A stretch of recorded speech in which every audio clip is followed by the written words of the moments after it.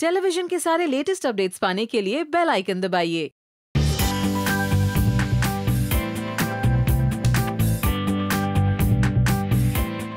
मेघना, क्या कुछ चल रहा है आज के सीन में, जानना चाहेंगे। अरे इतना सारा चल रहा है कि एक सीन में हम कुछ कर रहे हैं, दूसरे सीन में कुछ और कर रहे हैं और अब तो कुछ और ही करने जा रहे हैं। एक्चुअली हुआ ये है कि आपने देखा होगा पिछले कुछ दिनों में पापा मुझसे नाराज़ हो गए थे, कुणाल भी मुझसे नाराज़ हो गया है। अब नैना की अलग स्टोरी चल रही थी कि वो माँ को ऑफिस ले जाना चाहती थी, लेकिन उसके लिए भी फिर पापा ने हम सबको डांट दिया और मना कर दिया।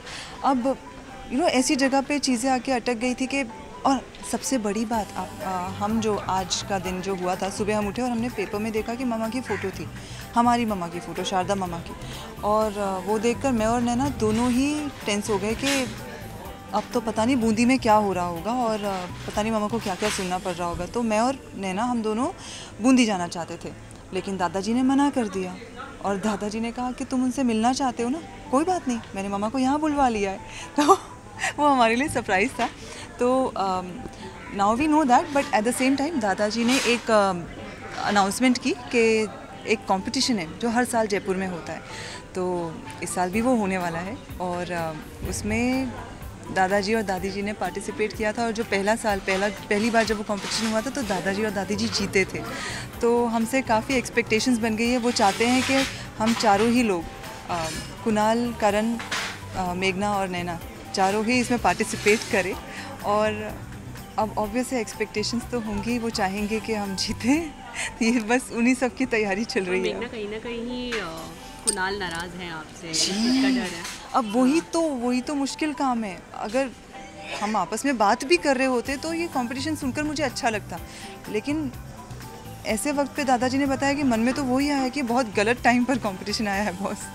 और नैना खुश है कि कम से कम उसकी दोस्ती हो गई है तो अब मज़ा आएगा, बट मेरे लिए तो उल्टी बात है बिल्कुल।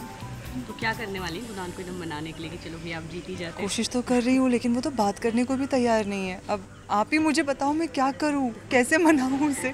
बट ठीक है, 2 साल उसने इतने पापड़ बेले मेरे लिए, तो ठीक है, थोड़ा बहुत तो मैं भी कर ही सकती हूँ। आगे फोटोशूट का भी कुछ सीन लग रहा है। एग्जैक्टली, वो that's a part of that competition.